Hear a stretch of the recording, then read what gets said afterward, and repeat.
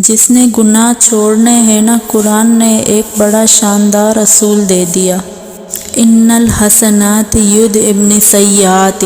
جس نے گناہ چھوڑنے ہیں نا، وہ نیکیاں کرنا شروع کر دے۔ نیکیاں خود گناہوں کو مٹا دیتی ہیں، گناہوں کو ختم کر دیتی ہیں۔ اب ایک شخص کا بیہیویئر یہ ہے کہ وہ کہتا ہے کہ میں نہیں چھوڑ سکتا۔ اگر وہ نہیں چھوڑ سکتا تو اس نے کوشش کیا کی ہے؟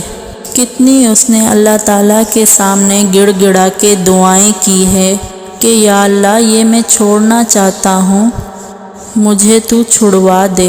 کتنی اس نے نمازیں پڑھی، کتنے اس نے نوافل پڑھے، کتنا اس نے قرآن پڑھا ہے، کتنا اس نے بد نظری سے بچنے کی کوشش کی ہے، کتنا اس نے کیا ہے اس نے کہ وہ کہے کہ میں یہ چھوڑ نہیں سکتا۔ اس نے اگر ایک بھی نیکی کی ہو تو یہ ممکن نہیں ہے۔ دیکھیں، دو چیزیں ہیں، ایک ہے نیکی اور نیکی کا رویہ، دوسری چیز ہے برائی اور برائی کا رویہ۔ نیکی کی طرف چڑھائی ہے اور برائی کی طرف اترائی ہے، اور برائی میں بہت جلدی آپ چلے جاتے ہیں۔ نیکی میں اپنے آپ کو بڑا باندھ کے لے جانا پڑتا ہے، بڑا زور لگتا ہے، تو لہٰذا اپنے نفس کو پورا باندھ کے اوپر چڑھانا پڑتا ہے۔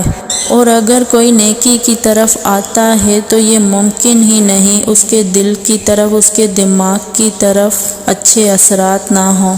اور دوسری طرف اترائی، یہ ظاہر ہے جو اترائی ہے، اور جب چڑھائی ہو رہی ہوتی ہے تو اترائی کے اندر فرق پڑ رہا ہوتا ہے، لیکن وہ فرق آپ کو اس ٹائم محسوس نہیں ہوتا، لیکن آہستہ آہستہ آپ خود سمجھنے لگتے ہیں نیکی اور برائی کا فرق۔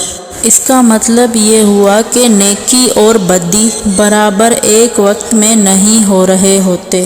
اگر آپ کے ساتھ نیکی ہو رہی ہوتی ہے تو آپ بدی سے دور جا رہے ہوتے ہیں۔